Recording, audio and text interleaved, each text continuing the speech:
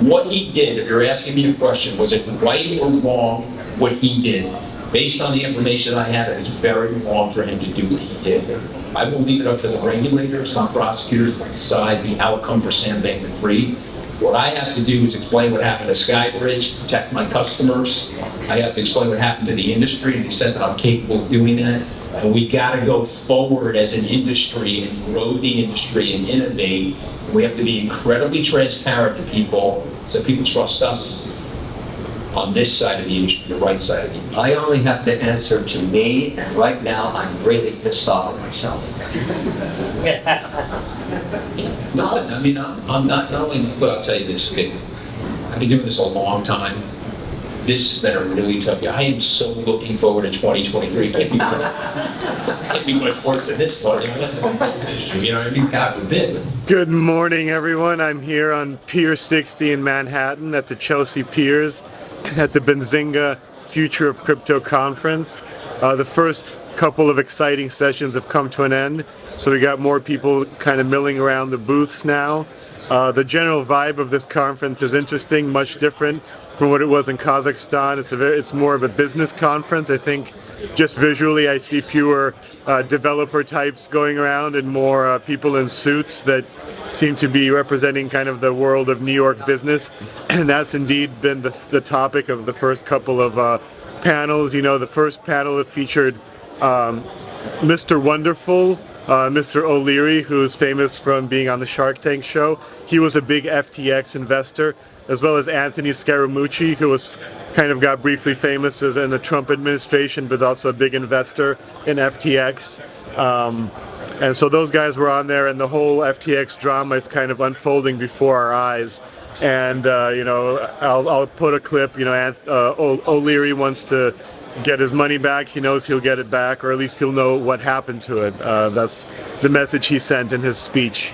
But yeah, so basically the vibe I get from the people here and the panels is that very much about big business and the way in which big business and the traditional finance is getting into crypto. You know, a lot of people are calling for regulation. I think one of the reasons that people were into FTX was that it was an American exchange. It was going to be regulated by an American regulator. There was lobbying efforts involved. And I think one thing I get from being here is that the American business community is very excited, interested about making money from blockchain and crypto. I think that there's a lot of motivation for people in North America to retain all the business and growth that's going to come from blockchain here in North America. And so what I hear from a lot of people is that big regulations are coming, and they're going to be positive regulations that are going to try to help America outcompete the rest of the world in this area of business. All right, so I'm going to talk to some more people here and get back and see what else the other panelists have to say today. One interesting fact is that we're in Chelsea, which is the art capital of the world. You know, just behind me there is a lot of the big, most high-priced artists are represented by galleries in Chelsea, and we're going to have people representing the NFT community here today. A lot of Bored Ape guys are here. You know, I personally like physical art more. I like NFTs as a concept. I'm not a big fan of apes. That's just my personal opinion, but we'll see. I have an open mind, and we'll see what the ape community folks have to say later on. Hi, my name is Melanie. I'm the events marketing coordinator for Benzinga. This event came to be because we want to be the #1 place for investing in wealth building. Crypto is a huge opportunity, whether you see it as a stride or just something to accomplish. Our goal is to just create one place where people can talk about what's going to happen in 2023 and what's the future of crypto. Awesome, thank you very much. Yeah, no problem. Actual sound, scarce, reliable technology into paperland, and crypto is part of that. Except for, I think Bitcoin is the only differentiator. Like, Bitcoin is the only thing that's different. So, in your opinion, Robert, why is Bitcoin different? Why does it kind of solve this, like, move into just pure fiat that we have understood? Yeah, so I think it was JP Morgan had a quote that gold is money, everything else is just credit. We had the explosion. Remember, in the crypto market in 2017, went from 20 billion. What's up, everybody? I'm back here in the big exhibition hall. People are really networking it up at this point.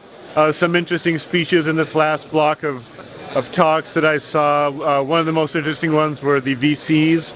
A few active VCs were on stage. One representative of a MasterCard crypto partnership program, and they were saying, you know, of course, with the bear market, VC funding is way down. There are less projects being funded, but they do still have a lot of money sitting on the sidelines, according to these people. And there's been a flight to quality. So, you know, less buzzwords, and they're looking for more tried and true companies that are really offering good stuff to the market. So I think the general vibe here is positive from the investors that after this hiccup, the market will only get better. So that's good for Cellframe because obviously we have a low market cap, and we are creating a product that's going to be immediately useful for people. Out here in the events hall, the exhibitions hall, there's a lot of, like I said, this is a little bit skewed towards the New York financial services scene, and there's a lot of service providers here, people doing accounting, tax law, people offering recruiting services, media services, etc. And then, of course, you know, we got metaverse booths here, some interesting gaming stuff going on. And by the way, that's the thing that was interesting. And one of the panels was asked to prognosticate what would be the next big thing to come out of this bear market, citing that during the last bear market, for example, DeFi and NFTs were what came out of the last bear market. So they were saying that the thing to come out of the next bear market will likely be a proliferation of blockchain gaming. So I think you're very lucky. My edge was being a moderator for VFriends. So I was, you know, constantly helping people set up their MetaMask and how to read Etherscan and whatnot. And then so we had little groups that broke off here and there, and the smart money just started buying apes. So I followed the smart money, and that's just what happened. And then I just, you know, just held it.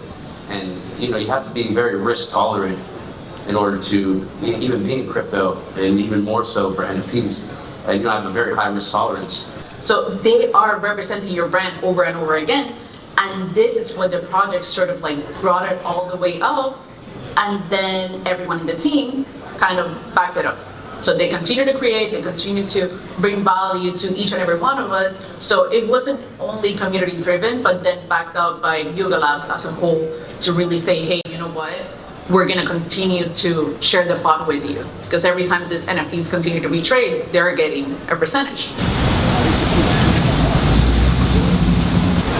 What's up, everybody? Stepped away from the conference for a little bit to show you a little view of the neighborhood. This is Chelsea, and this is the High Line. It's a cool park that was built not too long ago. A promenade that was built out of some elevated train lines, which you can see behind me there. It's a good place to go for a walk. So like I said, Chelsea is the world capital of the art market. Down there you see some of the Chelsea art galleries. You know, they're usually named after somebody's last name. The Paul Swolsky Gallery, or you know, Gauguesian Gallery is a very famous one. Just talked to a guy who works down there loading art. He said he loaded a $10 million work of art the other day. So this is just nearby the pier where the conference is going on, and where we just saw the panel of folks from the yacht club, the Bored Apes Yacht Club. It was interesting. One of them did acknowledge that the ape pictures were kind of dumb, which I agree with, but then he did make some good points about the social utility of a kind of a card, membership card, and a kind of an internet brand, or you know, just community that came out of that NFT scene. So anyway, this is Chelsea, and I'm gonna head back to the conference and see what else is going on. Oh, by the way, this is down amongst those galleries. There's also a Jehovah's Witness temple. So New York is always surprising. You always see interesting things when you don't expect them.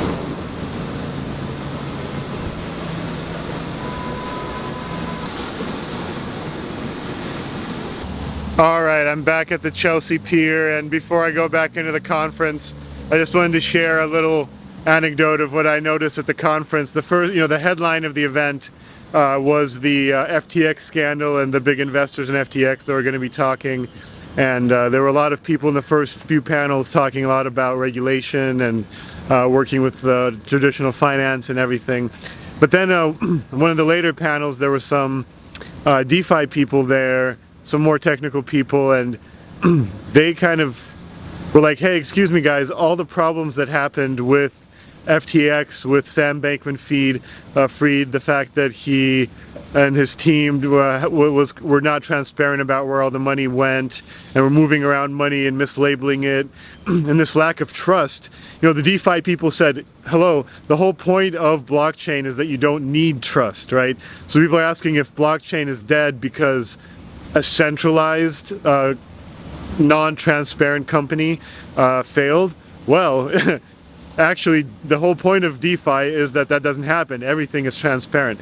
So I think that's one big thing that's also good for Cellframe as kind of the outcome of all these events, is that people are looking at truly distributed services and seeing that actually, one guy said, you know, people are going to realize that having custody is a good feature, and then that's where the user experience will go from there. All right, back into the grind of this conference to report back. Peace. Sweet. We're rolling. I'm Nicholas Strange. I'm the founder and CEO of Crypto Talent. We are a global talent acquisition firm specialized in Web3. We help hypergrowth Web3 companies scale via team agility, agile coaching, talent acquisition consulting, as well as recruiting. We've been working now in the space for just about over a year, and also do some professional development services on the side as well with the talent market to be able to make sure that they have the tools necessary to be able to land a job in Web3 or like navigate those weird waters. What's the predominant like tech stack, or I don't know, what are the main? Yeah, I think one thing that's there's like 30% of the roles consist of developers, but that leaves 7/10 of the pie to other functions of the business. As Web3 continues to reach adoption, we are seeing like it's a full-blown industry now with big companies doing big things, right? And with that becomes a lot of different roles in the space. So you don't just have to be a Solidity developer or an engineer to be able to get a job in the space. HR saw a 200% increase in the roles in the last year within Web3. Sales, marketing, product, design, graphics, everything like that. I think the biggest thing that companies are looking for are people who are critical consumers of the technology themselves. In order to be able to create the products for the future, you need to understand the current pain points of the consumers now. And so if you are a position, looking to get into the space of transition, I think the best thing you can do is to be a critical consumer of the technology, interact with blockchain games, set up a MetaMask wallet, a Phantom wallet, interact with different chains, different layer ones, be in a decentralized exchange or a centralized exchange. Just like understand what this whole ecosystem is, because then you'll give you a more holistic view on how to be able to serve the community better.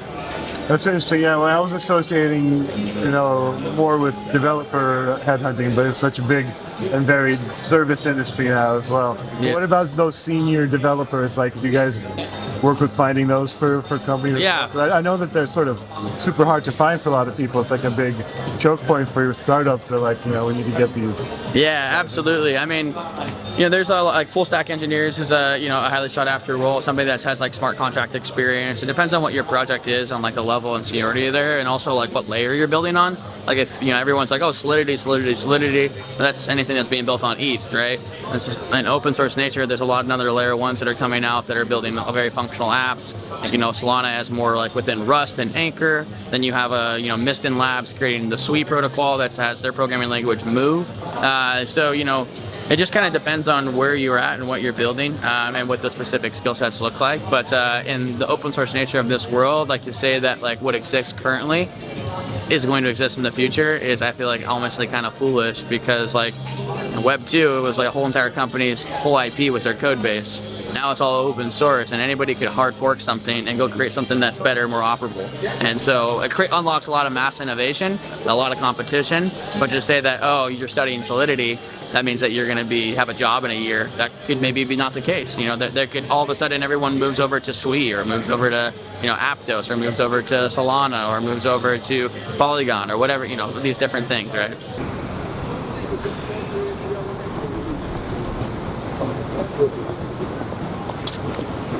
What's up, everyone? So this is the day after the Future of Crypto conference. I'm here at the New York Stock Exchange in Wall Street, the center of the financial universe. And in a way, this is also the birthplace of Bitcoin. I was here as a student in 2008 studying at NYU. I was a film student, but some of my friends were in the finance scene, and I was actually living in Wall Street area. And you could feel the chaos and the lack of, and the kind of sense of collapse when the financial crisis hit and Lehman Brothers imploded. And it was out of that lack of trust in the financial system that the Bitcoin white paper emerged and became popular. It's interesting to be here. It's again a kind of a crisis time in the financial sphere. People are talking about a possible big bubble recession type of event. So it's great to be here as working kind of in finance, building the future of finance with you fine folks in the self-frame community, and looking at this financial institution kind of from the outside and thinking about how we can build maybe an alternative. Alright, so now I'm going to show you a couple more spots in downtown so you can see more of the financial district. Just be prepared and look at all this. What's up everyone? We're here at the famous Bull in the financial district in New York. And even though it's a bear market, you can see that the Bull is still very popular. And there's a line here to take pictures with the Bull and the front of the Bull. But you'll notice that the longer line is actually in the back of the Bull, where you take a picture with the Bull's balls. And this is one of the most famous attractions of downtown New York. The Statue of Liberty is just over there. A little hard to see.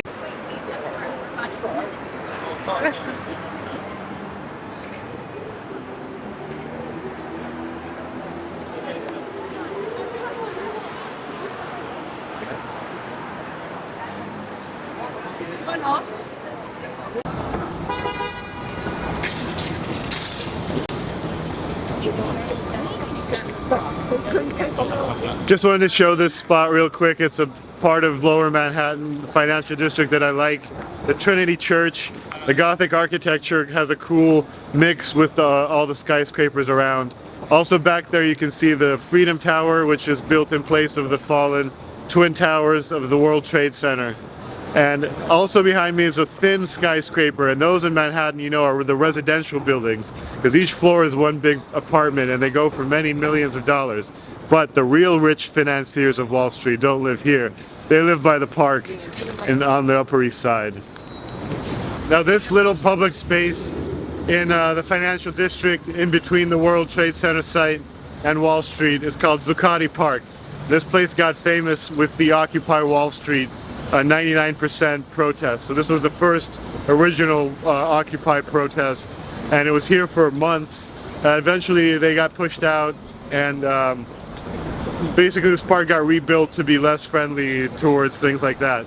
But yeah, this is an interesting site to contrast with Wall Street over there.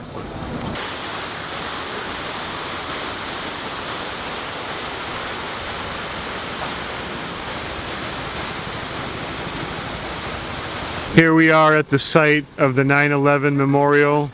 These footprints of the buildings are now square fountains, and this area has been built up a lot, the memorial and the infrastructure around it. It used to just be part of the financial district office neighborhood, but now it's been turned more into a tourist and residential area and commercial. Very beautiful memorial, and the trees have also been planted there, one for every person who died. What's up everybody? I'm going to be concluding my little tour around Manhattan today. Got my Christmas hat on, it's the holiday season. Here I am in front of the Metropolitan Museum of Art on the Upper East Side by Central Park. This is where a lot of those financiers live from down in Wall Street, and this is Metropolitan Museum was built by some of the wealthy New York barons such as JP Morgan and all that kind of stuff. And you know, I got my Financial Times here, that pink newspaper that all the finance folks like to read. My favorite publication other than the Self-Frame blog. So anyway, you know, as they say, there's a Chinese curse, they say, may you live in interesting times. I think we're living in interesting times. but I think the blockchain movement is going to make things interesting in a good way. So, you know, maybe generations from now, there won't be financial barons that can build these fine institutions with their money, but maybe there'll be something else more democratic and more global and better for everyone. So for Cell Frame in Manhattan, this is Gleb, over and out.